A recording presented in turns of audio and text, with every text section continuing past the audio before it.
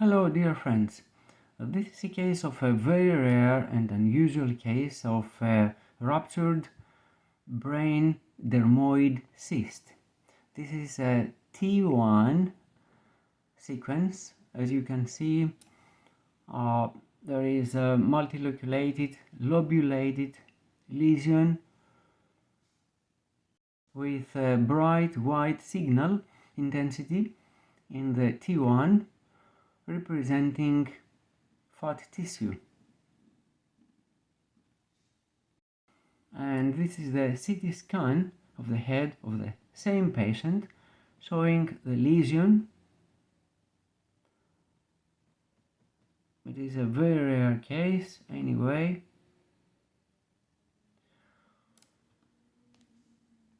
There are negative densities less than minus 100 HU, so this is fat tissue. This is a confirmed case of a ruptured dermoid cyst of the brain. Generally speaking, rupture of intracranial dermoid cyst is a rare event. Before I continue, I will tell you that this sequence is the HEMO sequence or SWI sequence, which means susceptibility weighted images, SWI. And this specific sequence is sensitive to detect hemorrhage.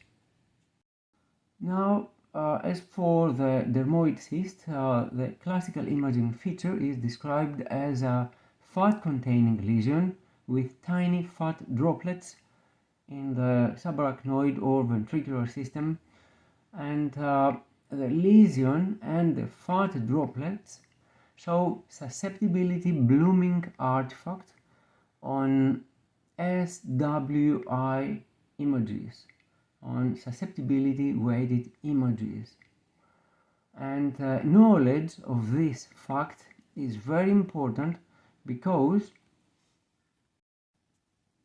lesions like this, fat-containing lesions, may mimic the blooming artifact of hemorrhage on SWI sequence. Here is another case with intracranial hemorrhage, and the SWI sequence shows again a lesion which is black, low signal intensity. Let's go back to our case, the intracranial dermoid cyst. SWI sequence, black lesion.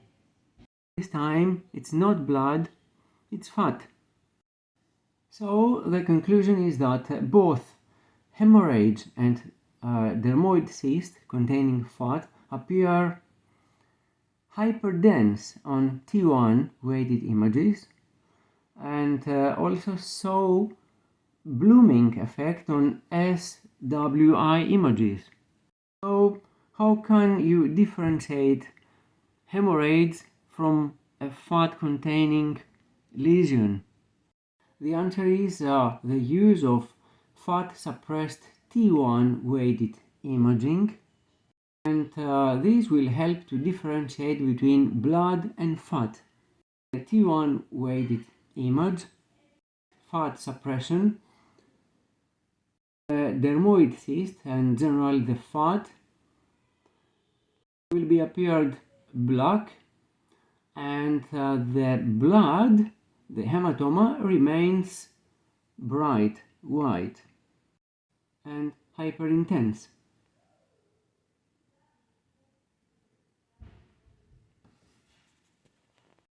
And of course, the CT scan is always helpful as the fat is really obvious at a glance.